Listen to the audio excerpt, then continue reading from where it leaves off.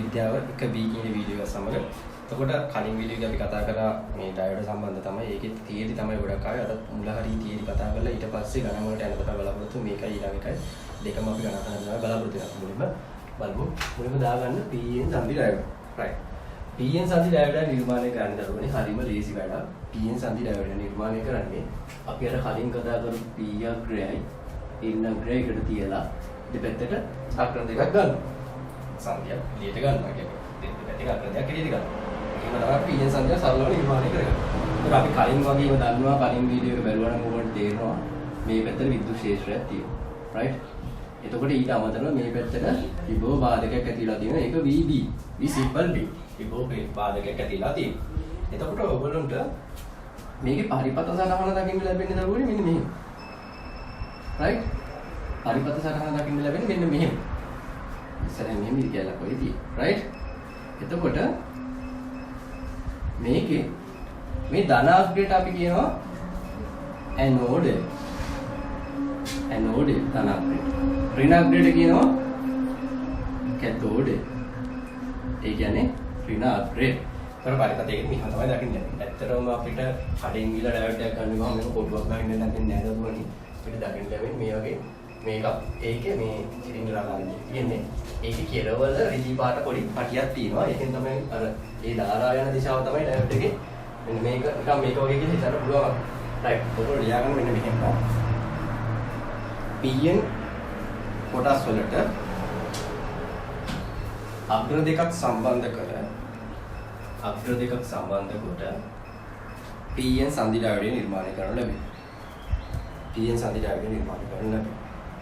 එහි P පැත්තට සම්බන්ධ අග්‍රය ඇනෝඩිය ලෙසත් N පැත්තට සම්බන්ධ අග්‍රය කැතෝඩිය ලෙසත් හඳුන්වනු ලැබේ. ඊට පස්සේ පරිපත සටහන කියලා මේක දාගන්න.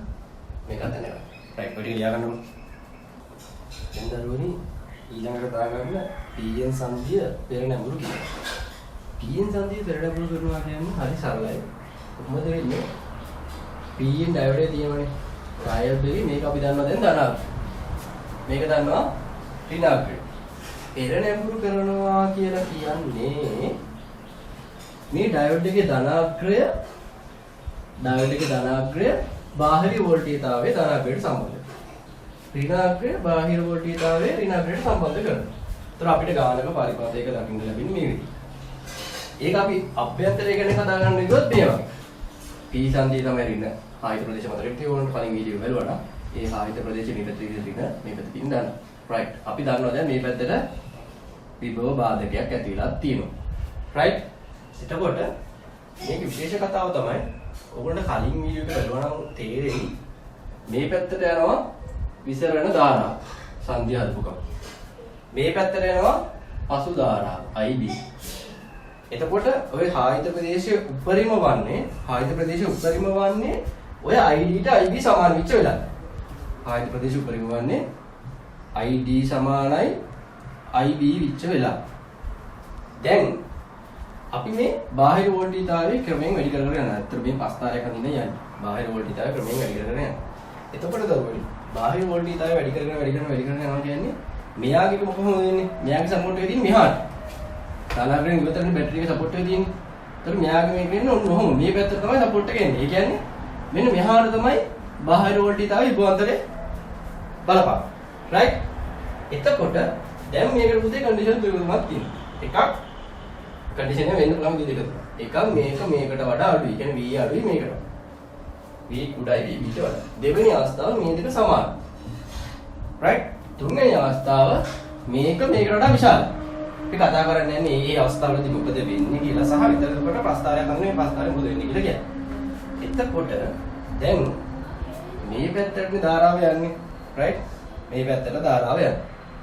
මේ පැත්තට තමයි වෝල්ටේජතාවයේ සපෝට් එක දෙන්නේ. මේ පැත්තට සපෝට් එක දෙනවා කියන්නේ මෙන්න මේ IB ට මොකද වෙන්නේ සපෝට් එක අඩු වෙනවා. IB එන්න තියෙන සපෝට් IB එන්න හදන්නේ මෙහාටනේ. අපෙන් සපෝට් එක යන්නේ මෙහාට. ඒකට IB සපෝට් එක අඩු වෙනවා. ඒ කියන්නේ මේ පැත්තට තියෙන IB ගේ මේවා එක අඩු වෙනවා. අයි අපි දෙන්න ගන්න මේට නිල් පාට එක IB එන්න ගන්න මෙහාට. සපෝට් එක අඩු වෙනවා කියන්නේ මෙන්න මේ IB අඩු වෙනවා. IB අඩු වෙනවා කියන්නේ ඔයගොල්ලන්ට තේරෙනවා ඇති IB අඩු වෙනවා කියන්නේ මේ දෙක සමාන වෙලා තිබ්බේ මේක අඩු වෙනවා නම් මේක චුට්ටක් වැඩි. මේක පොඩි නිකන් ඉලක්ක වලින් ගත්තොත් මේක මයික්‍රෝ ඇම්පියර් 10ට මයික්‍රෝ ඇම්පියර් 10 සමාන වෙලා තිබ්බා වගේ තියෙන්නේ. ඒතර මේක තව පොඩ්ඩක් මයික්‍රෝ ඇම්පියර් 9 වගේ ගාම 1 මයික්‍රෝ ඇම්පියර් එකක් වගේ එනවා පොඩි ගානක්. එතකොට මේ පළවෙනි අවස්ථාවේදී ඒක වෙන්නේ. ඒ කියන්නේ මේ V උඩයි මේකට වඩා වුණොත් එහෙම වෙන්නේ මේක මේ V උඩයි VB ට වඩා වුණොත් IB කරන්ට් එක අඩු වෙලා පොඩි විසරණ ධාරාවක් යනවා. ඒක මේ අඳින්නත් බෑ වගේ වුණොත් පොඩි ගානක් යනවා. එතකොට මෙන්න මෙතන තියෙනවා විභව බාධක. right? විභව බාධකේ තියෙනවා. එතකොට right. ඔක ඇඳගන්න මම කියන්නේ මොකද පරිපත් සරහනක් ගාලා. right දරුවෝ. දැන් එතකොට හරි. දැන් තේරෙනවා මේ IB අඩු වෙනවා. එහෙනම් පොඩි කරන්ට් එකක් කරා මයික්‍රෝ ඇම්පියර් තුනේ මේක ඉච්චර ඉන්නේ නැහැ නේද? පොඩි ගානක් ඉන්නේ මෙහෙම. මේක ගොඩාක් වෙලා මේ ප්‍රධානත්වයට එක්ක උගුම වෙලා මේවාට වෙයි. ඊට පස්සේ දෙවෙනි අවස්ථාවේ තියෙන්නේ V සමානයි VB විශ්ලේෂණය. එතකොට ඔයගොල්ලන්ට තේරෙනවා මේක මේකට සමාන වුණා මොකද වෙන්නේ අර විභව බාධකයේ මගින් නැති කරන එක අබෝස් වෙලා යනවා. කියන්නේ මේකට මේක සමාන වුණා විභව බාධකයෙන් ඇති වෙන ප්‍රතිඵලය නැති වෙලා යනවා. ඒත් වෙන්නේ අර IB අඩු වෙලා අඩු වෙන විතරයි. ඒ කියන්නේ පොඩි කරන්ට් එකක් යන විභව බාධකයේ ගාවට. පොඩි කරන්ට් එකක් කරවගේ මෙන්නවා ඇවිල්ලා ඊළඟ අවස්ථාව තියෙන්නේ බාහිර වෝල්ටීයතාවයේ වැඩි වුණොත් විභව බාධකයට වඩා මේක වැඩි වුණොත් මේකට වඩා පුතා මේක අවුල් වෙනවා මේක ධාරාවක් යනවා. ඒකේ විශේෂ කාරණාව තමයි ධාරාවක් යනවා උඩා වෝල්ටීයතාව වෙනසකින් තමයි. කියන්නේ VB වල චූටි ගානකදී විශාල ධාරාවක්. ඒකයි මේකේ විශේෂත්වය. ඔන්නෝම තමයි graph එකේ තියෙන්නේ. right? ඔය කට්ටියක මෙහෙම ඉරිය වෙලා මෙහෙම අඳිනවා. ඒ කියා දීමේ පහසු සඳහා නමුත් සාමාන්‍ය ප්‍රායෝගික ඩයෝඩ් වලින් මෙහෙම තමයි තියෙන්නේ. right? ඕක කියනවා පෙරණගුරු අවස්ථාවේ VI ලාක්ෂණිකය කියලා. right? IV ලාක්ෂණිකය හරි VI ලාක්ෂණිකය කියලා තමයි කියන්නේ. right? එතකොට මේක අපි වාක්‍ය වලින් ලියාගමු. right? ඕගොල්ලෝ මෙහෙම ඇඳලා ඔක්කොම කරලා ප්‍රස්තාවයට ඇදගෙන ප්‍රස්තාවයට ඇදගෙන දාගන්නේ. මෙන්න මෙහෙම ප්‍රස්තාවයට ඇදගෙන පළවෙනි එක දාගන්න V කුඩයි VB අවස්ථාව. කියලා දාගන්න. ලියන්න. බාහිර වෝල්ටීයතා සැපයීම බාහිර වෝල්ටීයතා සැපයීම විභව බාධකයට වඩා අඩු විට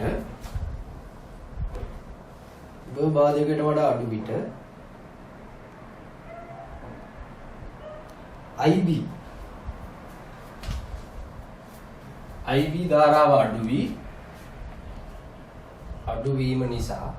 ධාරාව අඩුවීම නිසා ඊටම කුඩා ධාරාවක් ගමන් කරයි. සම්බුද්ධ විශේෂ කතාවට කියන්නේ කියලා මේක අපි ගානකදී ගන්නේ දැන් ගානකදී ගන්නේ V කුඩයි VB අවස්ථාවට චූටි ගාන යන්නේ නැහැ කියලා ගන්න. සමාන වුණාමත් යන්නේ නැහැ කියලා ගන්න. වැඩි වුණාම යනවා කියලා ගන්න. ඒක තමයි ගානකට ගන්නේ. නමුත් අර ප්‍රස්තාර විස්තරයට දැත්ත කියන්නේ බෑ. චූටි ගානක් යනවා. ධාරාවක් චුට්ටම කුඩා ධාරාවක් ගණන අතර ගණනය කිරීමකදී එය බිඳුව යයි සලකනු ලැබේ. දෙවෙනි අවස්ථාව V සමානයි VB අවස්ථාව. V සමානයි VB අවස්ථාව කියන්නේ මේකට මේක සමාන වුණාම මොකද වෙන්නේ? විභව බාධක අවශ්‍ය වෙලා. කියන්නේ මේ අවස්ථාවේදී විභව බාධකයේ මුළු මුලින්ම අවශ්‍ය වී යනවා. ඉතා කුඩා ධාරාවක් ගණන් කරත් එය නොගලයි සලකනු ලැබේ. ගණන දෙන්නේ. ඊට පස්සේ තුන්වෙනි එක V විශාලයි VB අවස්ථාව. V විශාලයි VB අවස්ථාව. V විශාල VB උඩහම මේ අවස්ථාවේදී බාහිර වෝල්ටීයතාවයේ අගය විභව බාධකයට වඩා වැඩි හේයින් ධාරාවක් ගලයි. ඒ විශේෂත්වය නම් කුඩා වෝල්ටීයතා වෙනසකදී විශාල ධාරාවක් ගමන් කරනවා. ඉතින් දරුවනේ ඔන්නෝකයි පෙරණගුරු අවස්ථාව කියලා අපි කියන්නේ. රයිට් දරුවනේ. එතකොට ඕකත් දාගන්න කට්ටිය. දරුවනේ ඔය බලමු ජර්මනියම් සිලිකන් යන ඩයෝඩ් දෙකක් වර්ග දෙකකින් තියෙන්න පුළුවන්. ඒ දෙකට කොහොමද වෙන්නේ කියලා. ජර්මනියම් වල මම අර කලින් වීඩියෝ එකේදී කිව්වා විභව බාධකයේ 0.3 වෝල්ට්. එතකොට ජර්මනියම් එක තමයි මම මේ අදින්නේ. රයිට්? ඒක නම් මෙන්න මෙහෙම. ඒක මෙතන 0.3 වෝල්ට්. ඊට පස්සේ මේක ජර්මනියම්. ඊට පස්සේ තියෙනවා සිලිකන්. සිලිකන් කිව්ව බාධක කීයද? 0.7. එහෙනම් සිලිකන් කියන්නේ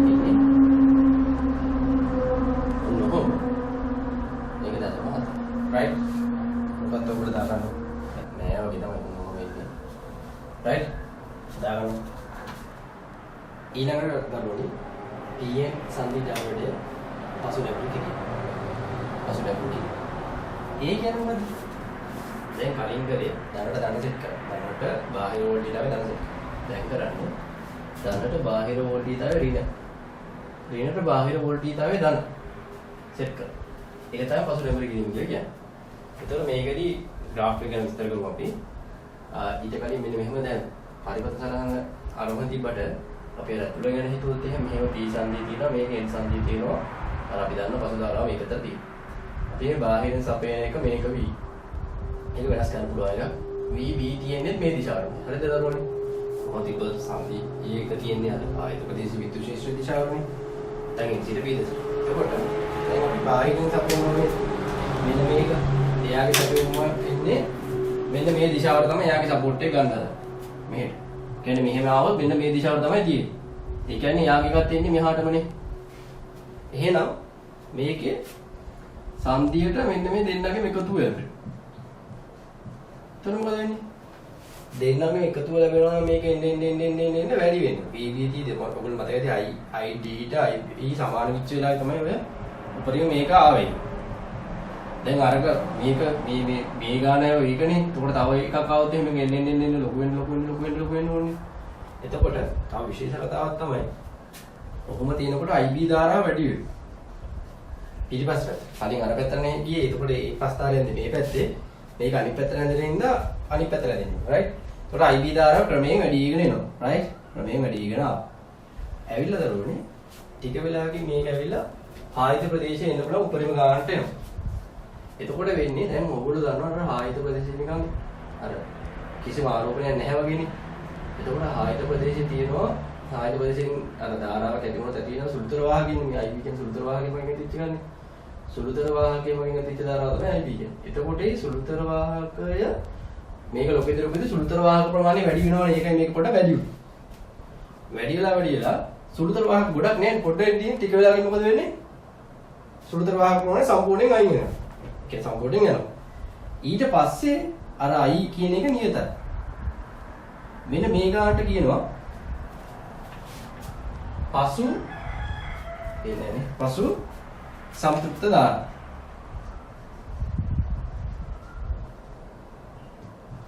right?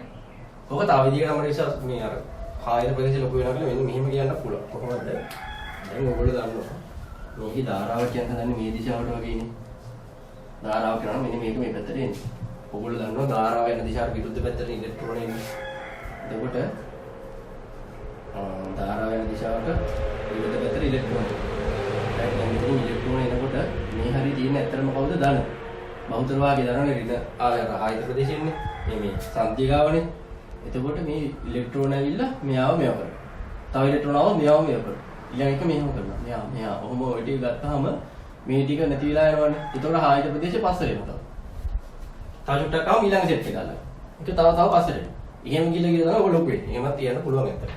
එතකොට මේකට කියනවා පසු සම්ප්‍රයුක්ත ධාරාව. ඊට පස්සේ දැන් අපි තවත් T වැඩි කරන යනවා. මේ V වැඩි කරන යනවා. දැන් මොකද වෙන්නේ? දැන් සම්ප්‍රයුක්ත ධාරාව ගිහිල්ලා එතනින් යාට මේක අපි අඳින්නේ V ලාක්ෂණික කියන්නේ මේකයි. ඇත්තටම දරුවනේ මේකේ මේ මයික්‍රෝ ඇම්පියර් වලින් කියනවා උඩේක මිලි ඇම්පියර්. කියන්නේ උඩේගේ චූටි ගාන මේක ඊටතේ චූටි ගාන මයික්‍රෝ කියන්නේ 10නේ. එතකොට එතනින් එහාට මොකද වෙන්නේ? ඕක ගිහිල්ලා දැන් මෙයා ධාරාව යනවා ලොකු ප්‍රතිරෝධයක් තියාගෙන ඉන්නවා බැරි විතර මොකද ගන්න තරුනේ? ඉතින් right? එතකොට අර ලොකු ප්‍රතිරෝධයක් තියන් ඉන්න වෙලාවේ මේක මෙන්න මෙහෙම එනවා. ඇවිල්ලා මෙන්න මේ වගේ වෙලාවකදී පිච්චිලා යනවා. තේරුණාද? මේ වගේ වෙලාවකදී පිච්චිලා යනවා. එතකොට මෙන්න මේකට කියනවා නම් කිහිපයක්. පසුකුළු වෝල්ටීතාවය කියනවා. පසුකුළු වෝල්ටීතාවය. තව කියනවා විදවැටුම් වෝල්ටීතාවය. ඔයගොල්ලෝ ලියාගන්න මම නිකන් පසුකුළු වෝල්ටීතාවය විදවැටුම් වෝල්ටීතාවය පසු උච්ච වෝල්ටීතාවය කියලා කියනවා. පසු උච්ච වෝල්ටීතාවය.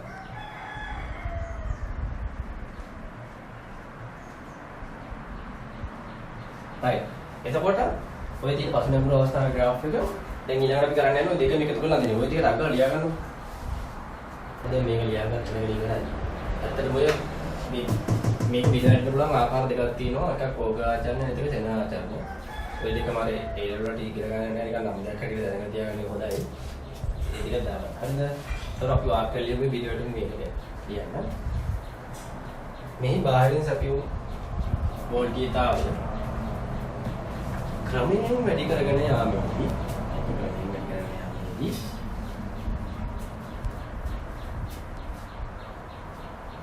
ආයත ප්‍රදේශයේ ක්‍රමයෙන් පුළුල් වෙවි. ආයත ප්‍රදේශයේ ක්‍රමයෙන් පුළුල් වීම වැඩි. පුළුල් වීම වැඩි. එවිට TN සංදිය හරහා සුළුතර වාහකයට ධාරාවක් ගණන් කිරීමට උදව්වක් වේ. එනම් IB ධාරාව වැඩි වේ. IB ධාරාව වැඩි. බාහිර වෝල්ටීයතාවය තවත් ක්‍රමයෙන් වැඩි කරන විට මේ උපරිම ආයත ප්‍රදේශයේ උපරිම තත්ත්වයකට පුළුල් වේ. ඉන්පසු එය විශාල ප්‍රතිරෝධයක් සහිතව තිබෙන නිසා නියත විභවන් විශාල නියත ප්‍රතිරෝධයක් තියෙන නිසා එය හරහා නියත විභවාන්තරයක් පවතින අතර තවත් බාහිර වෝල්ටීයතාව වැඩි කළහොත් එය පිළිසියයි. මොකද පිළිසියයි? එය පිළිසියයි. ඒතකොට විදියට වෝල්ටීයතාවය හරි ඔක්කොම හරි ඔය ටික දාගන්නකො. ඔව් දැන් අපි දැන් අනිත් යන්නේ අර පෙරණ ප්‍රවස්ථාවටත් ග්‍රාෆ් එකක් ආවා අපිට පසුබිම් ප්‍රවස්ථාවටත් ග්‍රාෆ් එකක් ආවා. ඒ ඉන්න පැත්තෙන් දෙන්න ඔක්කොම කියලා දෙන්නේ. දැන් අපි යන්නේ මේ දෙකම එකම ග්‍රාෆ් එකක අදින්න. එතකොට පෙරණ ප්‍රවස්ථාවට අපිට මතකයි මෙන්න මෙහෙම එකක් ආවේ. පසුබිම් ප්‍රවස්ථාවට ආවේ මෙහෙම එකක්.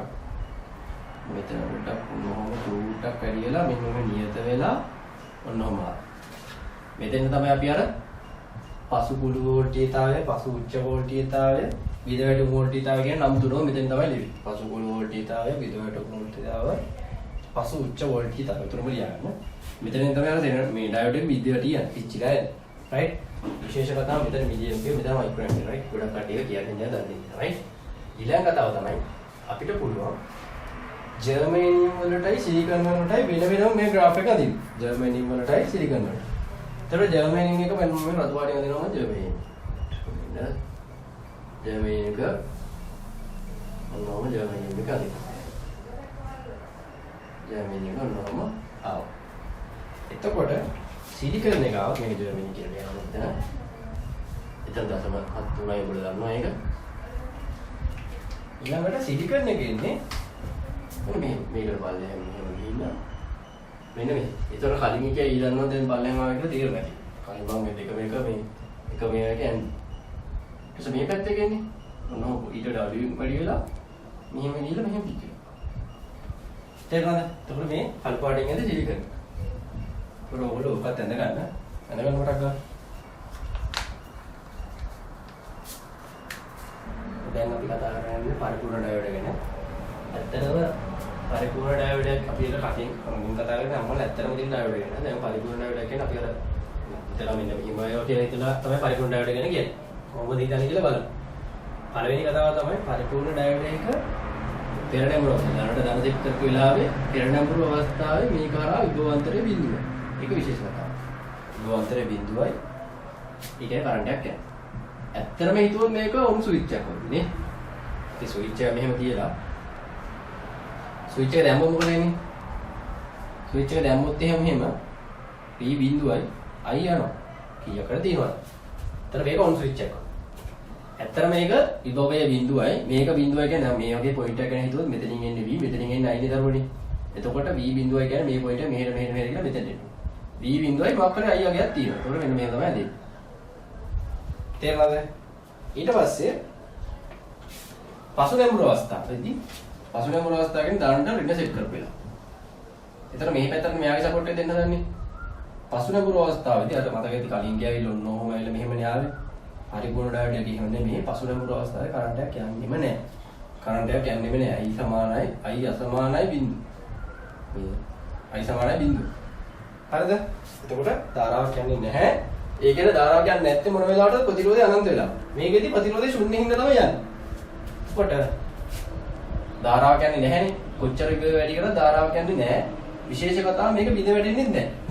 අර මෙහෙම මිලිවැට් වෝල්ට් එකක් එහෙම එකක් එන්නේ නැහැ මේක. එතකොට ඔගේ හතරක් තියෙනවා විශේෂ.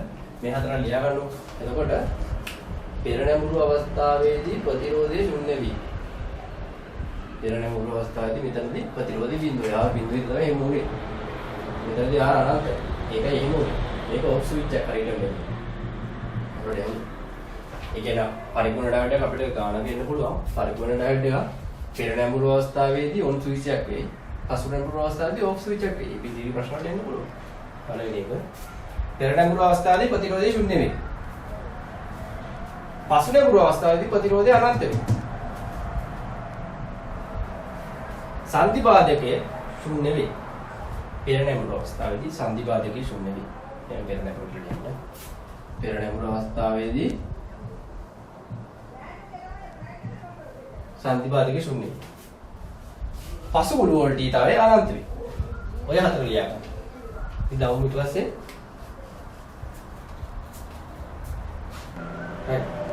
එතකොට දරුවනේ පරිපූර්ණ තත්ත්වයට ආසන්න එක දැන් කතා කරන කලින් පරිපූර්ණ ඩයෝඩ් එක ගැන කතා කරේ. මුලින්ම නෝමල් එක දැන් පරිපූර්ණ එක කියන්නේ මෙහෙමයි ආසන්න. එතකොට මෙහෙමයි ආසන්න එක කොහොමද ආවේ? මේකයි මෙහෙමයි ආවේ.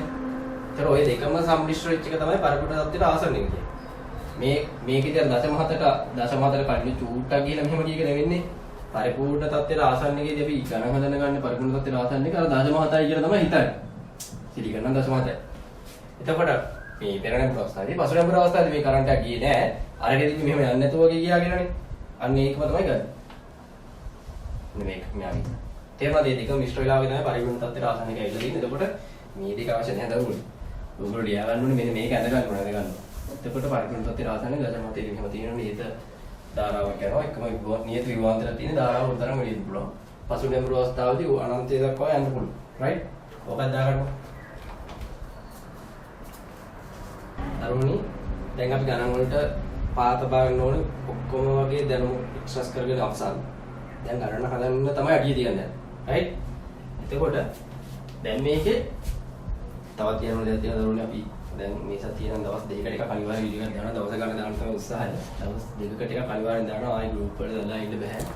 ඔයගොල්ලෝ පොඩ්ඩක් දවස් දෙකකට එකක් සැරයක්වත් බලන්න මේක. දවස ගානේ බලන්න ගොඩක් යට දාලා තියෙයි. බැරි වුණොත් දවස් දෙකකට එකක් දානවා. රයිට්? එතකොට මේ මතක තියාගන්න. එතකොට පෙර නැඹුරු අවස්ථාවේ ගණනය. රයිට්.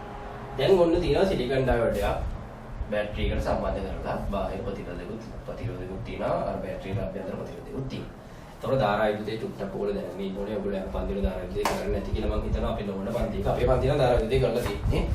එතකොට මේක දැන් මෙන්න මේ රවුමට කර්චොෆ් නියමය දානවා.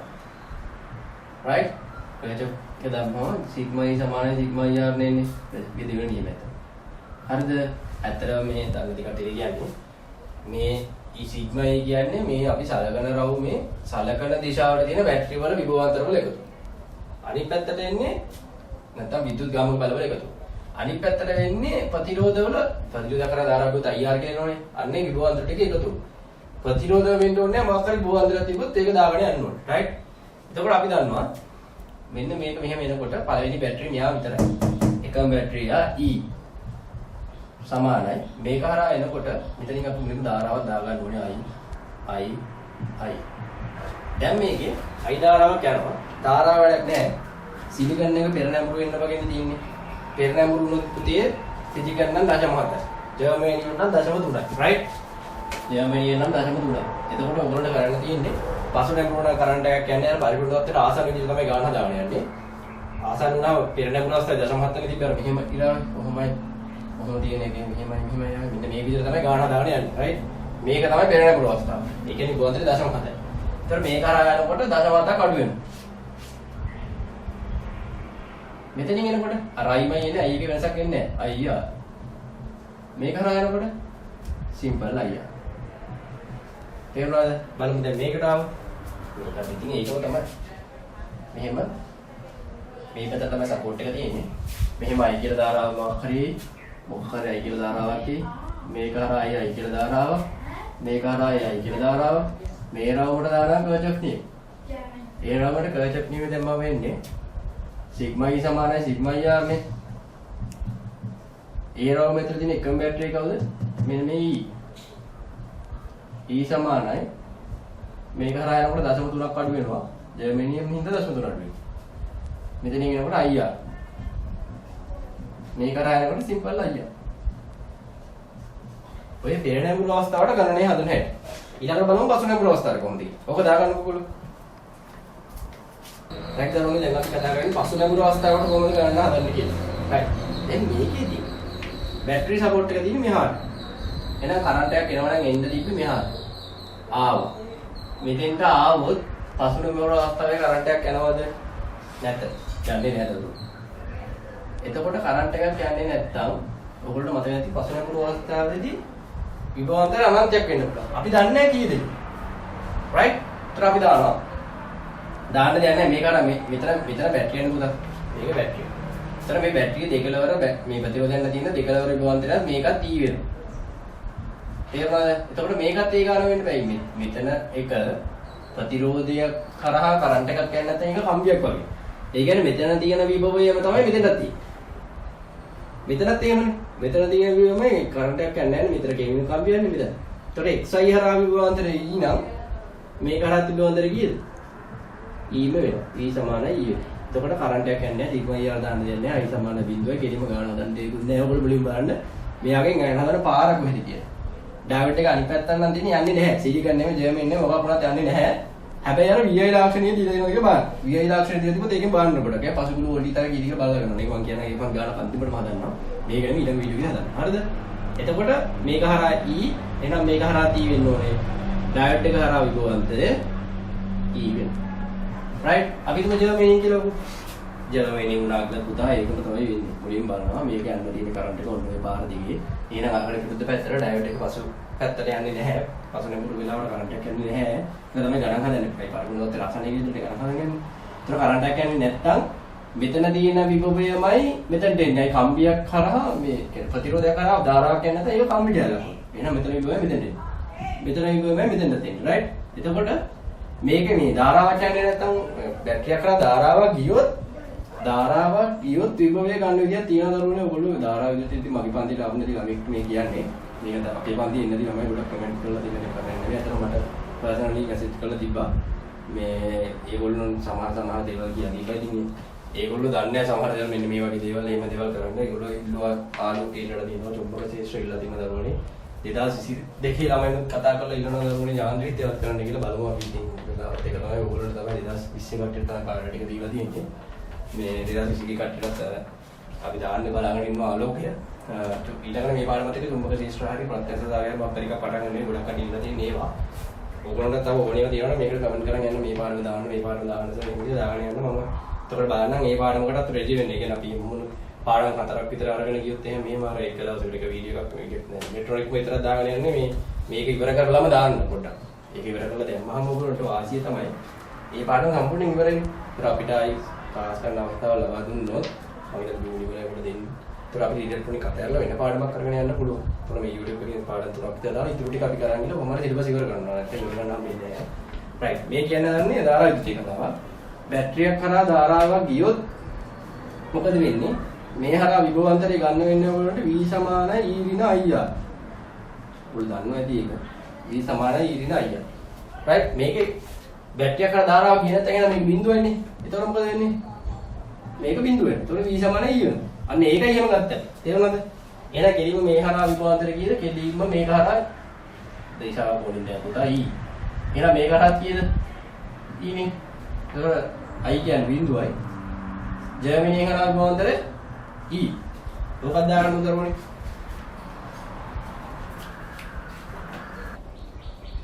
හරි දරුවනේ. පහත පෙර නැඹුරු පහත දක්වන පරිපත පෙර නැඹුරුද නැත්නම් පහත දක්වන ඩයෝඩ් පෙර නැඹුරුද පසු නැඹුරුද යන දක්වා. එතකොට දරුවනේ මේකේ තියෙනවා මෙතන ගානකදී ඔයගොල්ලෝ පෙර නැඹුරුද පසු නැඹුරුද කියලා බලන්න කරන්න දෙන්නේ එක දෙයක්. ඔයගොල්ලෝ මුලින්ම බලන්න ඩයෝඩ් එකේ ධනාග්‍රය. ධනාග්‍රයට වැඩිපුර විභවයක් තිබ්බොත් ඒක පෙර නැඹුරු වෙලා දෙන්නේ. නැත්නම් 0.4 වඩා වැඩි වෙන්න ඕනේ ඈ. එතකොට දැන් මේකෙන් බලමු මේකේ ධනාග්‍රය කවුද? මෙන්න මෙයා.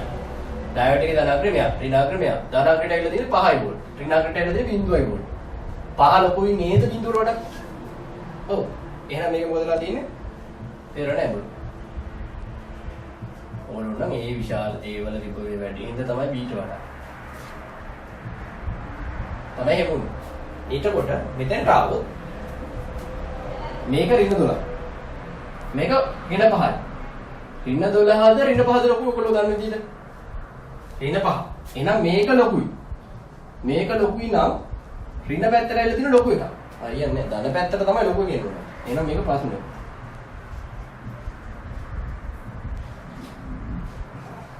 ඊළඟ මේක ආනේ මෙතන 2 වෝල්ට් මෙතන 0 වෝල්ට් මෙතන ඍණ 5 12 එක හරිනේ. එතන මේක තුන්වෙනි ගාන. මේක 2 වෝල්ට් මෙතන 0 වෝල්ට්. ධනාග්‍රේ කොමයාගේ මේක. ඊතර ලොකුද කියලා. ඒ පැත්ත සම්බන්ධන සංඛ්‍ය මේක. එතන 2 වෝල්ට්. ලොකුද පොඩි. එහෙනම් මේක 2 වෝල්ට් නේ. අර එකටත් වඩා වැඩිනේ. එහෙනම් මේක පෙරණ පුරලා තියෙන්නේ. රයිට්. ඔය ටික දාගන්න උදව් කරන්නේ. රයිට් දරුවනේ. තව ගණන් තුනක් ගත්තා මම තුනක් හදලා නවත්තලා හදලා මේක ගත්තේ මොකද මේ ගොඩක් කට්ටියට හැඩය වෙනස් වුණාම නිකන් තේරෙන්නේ නැති වගේ ප්‍රශ්නයක් වෙන්න තියෙනවා. රයිට්. මෙහෙම එකක් තියෙනවා. මෙතන බිඳුව අතර 5යි. ඔයේම බලන්න මෙයාගේ ධනාග්‍රේ කාර්තිය තියෙන විභවය කියන බිඳුව. බිඳුව 5ට වැඩිය ලොකු වෙන්න ඕනේ නැත්නම්. ලොකු උනොත් පෙරණයි. ලොකුද? නැහැ. ඔය මේ පස්සේ. පස්සේ ලැබුණ කරලා යන්න. රයිට්. ඊට මේක ධනාග්‍රේ කො ඩයෝඩ් එකේ මෙතන.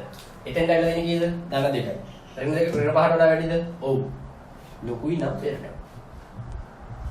මෙතන ධනාග්‍රේ කොහෙද මේක? ඒ අන්තිම සම්බන්ධවල තියෙන ගොයි කීයද? 10යි.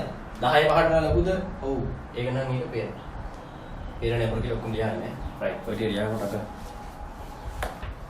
රයිට් දරුවනේ මේ ගණන් දෙයක් ගත්තා ඔයගොල්ලෝ ගණන් හදන්න ඕනේ නැත්තේ. දැන් මොන්න ඉවරයි ගණන් හදාගෙන යන්නේ. එහෙම බලන්නේ ගන්න තියෙනවා 5 වෝල්ට් බැටරියක් දාලා තියෙනවා. ඒක අපරාධ ප්‍රතිරෝධයක් නැත්නම් සිලිකන් ඩයෝඩ් එකක් 10 ප්‍රතිරෝධයක් එක්ක සම්බන්ධ කරලා පරිපථයක් හදාගෙන තියෙනවා. මුලින්ම ඔයගොල්ලෝ කරන්නේ මුලින්ම ඔක්කොම කරන්න කලින් බලන්න මෙන්න මෙයාගේ බැටරිය ධනාග්‍රයෙන් ඉලිපින සපෝට් එක දෙන්නේ. ඒ පැත්තට ගියොත් එහෙම ඩයෝඩ් එකේ යන්න පුළුවන් විදිහට තියෙන්නේ. ඔව්. මෙහෙට යන්නේ මේ යන දිශාව වගේ මේක පෙන්නලා දෙන්නේ. ඒකට I කියලා දානවා දාන්න. රයිට්. I කියලා දානවා දාන්න. මේක අරත් යනවා. එතකොට මෙන්න මේ රවුමට කර්චොෆ් නියමය දාන්න. කර්චොෆ් කියේ තියෙන නියමය. මොකක්ද ඒක? සිග්මා E සමානයි සිග්මා ER. එතකොට මේ රවුමේ තියෙන එකම E කවුද මේක? අපි දන්නවා මේ සිලිකන් හරහා යනකොට 0.7ක් විභවාන්තරය තමයි වෙන්නේ. එහෙනම් මේක හරහා යනකොට 0.7යි. දාන මෙතනින් එනකොට I වතාවක් 10යි. ඒ කියන්නේ 10යි. වෙන මොකක්ද තියනවද? නැත. 0.7 මෙහාට ගෙන මෙහෙන් මෙහෙන්නනේ. කතා කරා. එතකොට 17 මෙහෙට එදී ඍණ 7ක්. 5න් 0.7ක් අඩු කරාම 4.2. දැන් මොකද කරන්නේ දරුවනේ 10න් බෙදලා. ඊටමත්ම ලේසි වෙන ක්ලියර් වෙනවා. 0.4යි ඇම්පියර් ධාරාවක් තමයි යන්නේ. මෙහාට විභවාන්තරය આવොත් 0.7. දැන් මේ තියෙන්නේ දෙවිලි ගාන තියෙන්නේ. ඒක සිලිකන් ඩයෝඩ් එකමයි පොඩි අවුලක් තියෙන බලන්න ඕන තේරෙයි. කට්ටිය මෙහෙම තිය දාගෙන ගණන් හදන්න යයි. කියන්නේ එහෙම දාලා ස්විච් ඔෆ් නීවි දාගෙන ලියන්න ඕනේ. දැන් මෙහෙම එනකොට බැටරියේ සපෝට් එකට විරුද්ධ පැත්තට තියෙන්නේ. එහෙනම් බලන්න දෙයක් නෑ දරුවනේ I ධාරාව කියන එක බිඳුව පසු මොකක්ද කරන්ට් එකක් යන්නේ ඒක තමයි ගණන් කරලා ස්පයින් අපිට ආසන්න විදිහට කියලා නේ ගණන් හදන්නේ. එතකොට කරන්ට් එකක් යන්නේ නැත්තම් මෙතන බැටරිය ඍණාග්‍රය මේ දෙක විභවාන්තරේ අපි දන්නවා අභ්‍යන්තර ප්‍රතිරෝධය නැත්තම් මේ කරා විභවාන්තරය කියන 10යි. මේකෙයි මෙතනයි. එතකොට ඔගොල්ලෝ දන්නවා මේක මේකන්නේ මොකද්ද මේ බැටරියක්නේ. සෝරි ප්‍රතිරෝධයක්නේ. ප්‍රතිරෝධයක් කරා කරන්ට් එකක් යන්නේ නැත්තම් මේක නිකන් කම්බියක් වගේ. කියන්නේ මෙතන විභවයේ දිගටම මෙහෙම මෙතෙන්ට එනවා. ඒ කියන්නේ මේ දෙක වල විභවාන්තරය සමාන වෙනවා මේ දෙක වල විභවාන්තරයට. එහෙනම් AV කීයක් වෙනවද? බැටරි විභවාන්තරයට සමානයි. තේරුණාද? රයිට්. ඔය දෙක දාගෙන කොටක් කරලා දරුවනේ තව ගානක් දීලා තියෙනවා. මේ අපි තුන්වෙනි ගාන හදන. ඒකේ 5යි වෝල්ට් බැටරියක් දාලා තියෙන්නේ. 5යි වෝල්ට් 2යි ඕම අපේ ප්‍රතිරෝධයක් තියෙනවා. ජර්මනියෙන් ඩයෝඩයක් 10යි ඕම ප්‍රතිරෝධයක් එක්ක සම්බන්ධ කරලා තියෙනවා. එතන මොකද කරන්නේ මුලින්ම අපි මුලින් බලනවා මේකේ මේ පැත්තට සපෝට් එක තියෙන. එහෙනම් කරන්ට් එක යන්න හදන මෙහාට ඒස් කරන්ට් එක යන්න පුළුවන්. එහෙනම් රවුන්ඩ් දාලා සිග්මා E සමානයි සිග්මා E R දානවා. ඕක දාන්න කලින් ඔයගොල්ලෝ දැනගන්න ඕනේ කාරණාව තමයි මෙතනින් ධාරාව දාගෙන ඉන්න. ඒක අපි ධාරාව දිගින් යනවා තියෙනවා. ඔයගොල්ලෝ මාරි දෝෂ තියනවා නම් ඔයගොල්ලන්ට මේ තියේ දිස්සන නම්බරයට මැසේජ් එකක් දාන්න මේ ගන්න තේරුන්නේ මෙන්න මේ ප්‍රශ්නයක් තියෙනවා එහෙමයි කියලා දාන්න. පුළුවන් විදිහට ගන්න පොඩ්ඩක් කාර්යවලයි ඔයගොල්ලෝ ගත්තට අවශ්‍ය නැහැ සමහර විට මේ සමහර විට මැසේජ් එකක් වගේ මොකක් හරි ෆොටෝ එකක් වගේ ගන්න කරලා දැම්මොත් නම් උත්තරයක් දෙන්න පුළුවන්. රයිට් මේක සිග්මා E සමානයි සිග්මා E R නේ. ඒතකොට මේ රවුමට දානකොට ඒ රවුමට තියෙන විද්‍යුත් කාමක බලය මෙයා විතරයි. ඒක 5යි. එතකොට මේක හරහා යනකොට 0.3යි. අපි දන්නවා මේක ජර්මනියම් එකක්. ඒක 0.3යි. මෙතනින් එනකොට 10යි යයි. මෙතනින් ඇවිල්ලා මේ බැටරිය හරහා යනකොට බැටරිය 2යි අයි. 0.3 මෙහාට ගේන්න. 4.7 සමානයි 10යි 2යි පුතා 12යි නේ. දැන් මොකද කරන්නේ? 12යි බෙදන්න. ඇත්තටම 12යි බෙදන්න. එතකොට 4.7 වෙදීම 12. පොදුරු ගන්න පුළුවන් 4.0 වගේ. 47ට 12 එපා 33ක් 36 නේ. 47න් 36 ගියාම 11. 11 කියන්නේ 110ට 12ම තියෙනවා. 8යි ඔවටත් 12 100 12 96යි දැන් 9ක් තියෙනවා නේද පුතා 9ක් තියෙන 108යි 108යි 110යි 108ක් ගියාම දෙකක් ඉතුරුයි 20ට එකක් ඔය ඇති රයිට් දරුවනේ මොකක්ද දාගන්න දාන්න තව ගානක් මේක අතුරු ගාන වෙයි ජයපීනියම් එකකුයි සිලිකන් එකකුයි දෙකක් තියෙනවා ඩයෝඩ් දෙකක් තමයි බය වෙන්න එපා මම ඉන්නවා ඒක තමයි තියෙන්නේ කුඹය මෙතන දෙකයි යෝ අභ්‍යන්තර දෙකක් තියෙනවා මොකද කරන්නේ මුලින්ම බැටරියෙන් ධනාග්‍රේන් විතර තමයි සපෝට් එක දෙන්න හදන්නේ ඒක දිගේ යන්න පුළුවන් මේ ආහාර පුළුවන් අවුලක් නැහැ මෙතනින් පුළුවන් ඒක කොහොමද වලන්නේ මේ කරත් යන්න පුළුවන් එතකොට දරුවනේ අපි දාන කරේද එතන ඉල්ල දාන්නේ හරි සපි සිග්මා E සමානයි සිග්මා E R ඒක රවුම හරහා සිග්මා E කියන්නේ දෙක 5යි අයිවත මෙතනින් මේක 2යි ඊට පස්සේ ලියමු මෙතන හරහා යනකොට 0.3යි ජර්මනියම්නේ ඊට පස්සේ මේක හරහා යනකොට 10යි යයි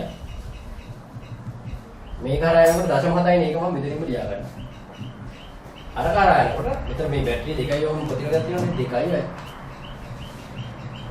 එතකොට දරුවනේ 0.7යි 0.3යි කියන්නේ එකයි මේක 12යි එක මෙහාට ගියොත් පහරින් එක කියන්නේ 4 දැන් මොකද කරන්නේ 12 දැන් 4 නෙද 4ට 4 එකයි 12ට 4 3 එච්චර දානවා තමයි යන්නේ දරුවනේ තව එක ගානක් හදන්න මේක ලියාගන්න තමයි හදන්න අන්තිම ගාන ඇත්තටම මෙහෙම ඔයගොල්ලෝ ගාන දැක්කම මුලින්ම ඔයගොල්ලෝ මොකද කරන්නේ ඩයෝඩ් එකේ මේ පැත්ත තමයි සප්ලයි එක දෙන්න එතකොට අපි බලනවා මුලින්ම ඒ දෙන පැත්තට මෙන්න මෙහෙම හරි යාහරය යන්න පුළුවන් ඕනන්නේ මේක හරහා යන්න පුළුවන් පුතා බෑ එහෙනම් ගැජට් දාන්න දෙයක් නැහැ දානවා කියන්නේ ඊටම ප්‍රශ්න පිටු ඔබ දාගන්න දැන් අපි වීඩියෝ අවසන් කරනවා අතන අපි ඩයෝඩ් වල තව ගණන් තියෙනවා ඒක ඊළඟ වීඩියෝ එකේ ගන්නවා ඒකටම දාන්න එහෙනම්